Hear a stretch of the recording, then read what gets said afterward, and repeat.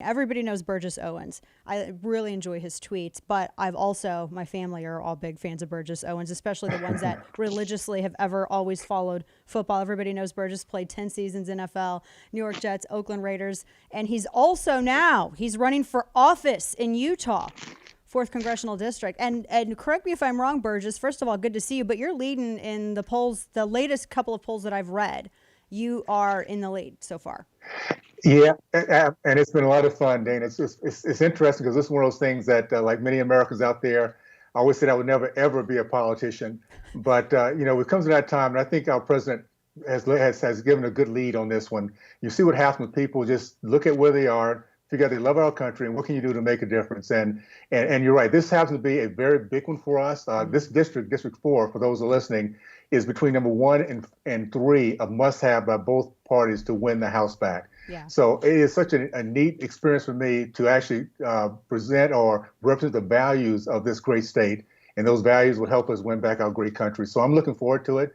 And it's good talking with you again. It's been a while, though. It's been a while. It's good to see you. I'm glad to see that you remain sane and healthy during this pandemic. How much has that affected, not just, obviously campaigning, it's affected it a lot, but has it shifted any policy positions? Because now we see, and I fully admit this, I didn't realize, for example, how much of our pharmaceuticals were manufactured in China. I did not realize it was really the majority. And now I've seen a lot of people's priorities really start to shift, where it's consumerism, the desire to try to do whatever we can to bring manufacturing and jobs back to the United States. How has that affected maybe how you prioritize some issues in your campaign? Well, Dana, it's interesting because the priorities that I have are the same that I've had as long as President Trump has been speaking. It's just now we see the realization of what happens. We don't adhere to those, whether it be closing out borders, whether it be bringing manufacturers home, whether it be, and be honest with you, we have hypothetically talked about socialism and Marxism for years, and it's hard sometimes for people to understand the evil that lies within that ideology. Now we see it. We see when people literally do not care. They use, abuse, discard anybody, anyone. And for those in the middle class, and I tell you, this is what we're fighting for now. The middle class has been the greatest present to our world because we've done the best at getting it done there. We've had the most vibrant middle class. And out of that middle class comes empathy, faith, industry, hard work, vision for the kids, all those good things that come out of that process. And what the left is doing now is trying to shrink that middle class, which gives them a stronger, godless elitist group and a hapless independent group. That's what we're fighting against. And I'll tell you, for my friends across the aisle, Democrats, independents, and Republicans, doesn't matter, we now see that the elitist leadership could care less about you. Yeah. They don't care who you are, what you've done. They want misery so they get more political power. So it's a great opportunity for us to really understand the stark difference in freedom and socialism. Yeah, shrink the middle class and control them as well. I know, no doubt, we're talking to Burgess Owens, who's running the 4th District House in Utah. I no doubt, Burgess, you've seen some of the heavy-handed response to these business owners that are trying to open and generate an income, because so many of them, they've been waiting to get those PPP loans, but sometimes the big banks are prioritizing the bigger businesses and not so much the smaller ones. And websites, all of these state websites, I've been reading in New Jersey, there's over 300,000 people in New Jersey alone waiting to hear back. The websites are crashing. It's very difficult for people. Nothing can prepare for a global pandemic like this.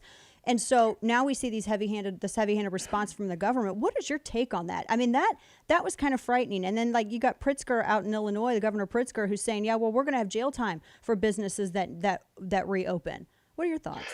I think it's important to recognize that we have a blueprint that as we teach ourselves and kind of focus on that, we understand when we're off track. And that blueprint is our Constitution. And it's the documents that say things like life, liberty, and pursuit of happiness as our rights. I think what's happening now is that Americans we've had a pretty good life here. Compared to other countries, there's nothing like America. But we're now seeing what happens when the heavy hand of government can stop, and within months, a person's ability to go after their own life, liberty, and pursuit of happiness. And I think it's going to be a good conversation for all of us to have, because at the end of the day, anyone who's hurt now can look back and see who was for them and who was against them. The president's been trying to do everything he can to make this thing, not only to protect we the people from this virus, but now recognize it's time for us to go back to work. And who's trying to stop it? Every single Democratic governor. And I talk about some folks with no head and no heart.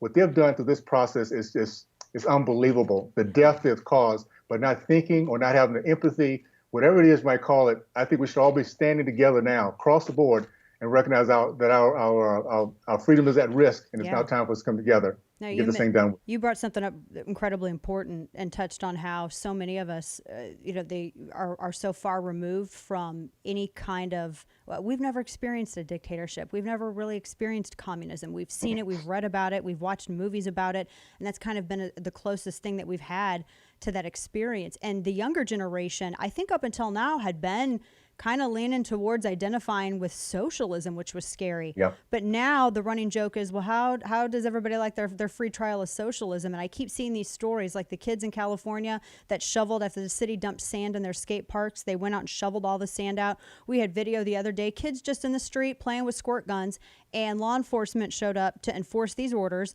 and they were worried that the kids were not socially distancing, and so the kids squirted the officers with water from their water guns. And I thought, well, you're telling kids not to play.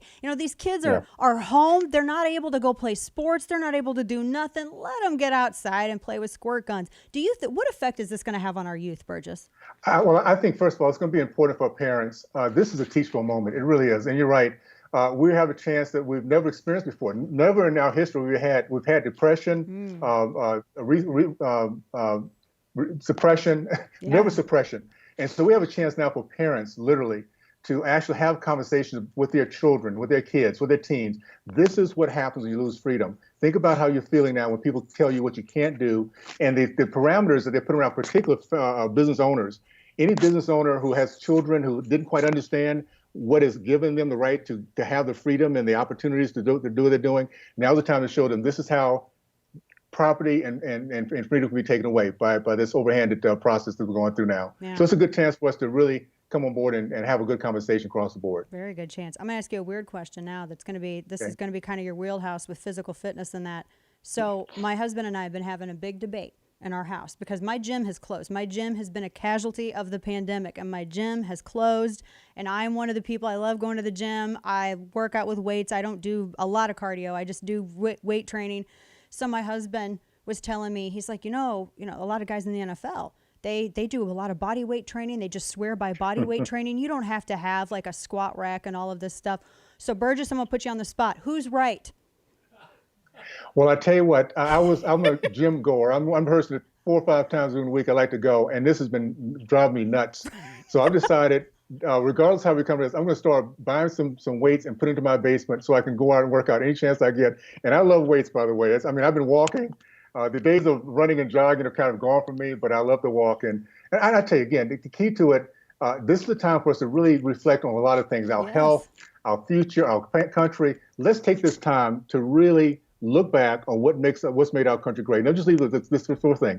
The tenets that's made our country great are very simply, we talk about our Constitution in an American way, is head, heart, hands, and home. Yeah. Education, God, industry, and family. We keep that in mind, and all of us talk about what it takes to make sure we educate ourselves, we keep the faith that keeps our country the greatest in the history of our country and the history of mankind. And the industry, we know we want to make sure, and our legacy should be our family. So if we do that, then we can have conversations that will bring all of our country together, and our end game is the same, even though we might have different ways of getting there, and push out the socialists and Marxists that are doing so much damage to us right now. I love that. We may have, the end's the same. We all may have different means of achieving it. Burgess Owens, God bless you, my friend. I always look forward to talking with you, and it's so good to catch up with you. I want to make sure everybody follows him on Twitter, at Burgess Owens on Twitter. #UTO4 is the thread where you would find him the most. Burgess, such a pleasure. I'm glad you're staying safe. And I love your red hat. We should have MAGA, but it's awesome. I love it. I have God's team right here, God's baseball team right here on my hat. I'm just saying. I'll answer for that with my pastor, but I'm just saying. It's good to talk with you, Burgess. Thank you. Appreciate Thank you so much, Dana. All the best. You too.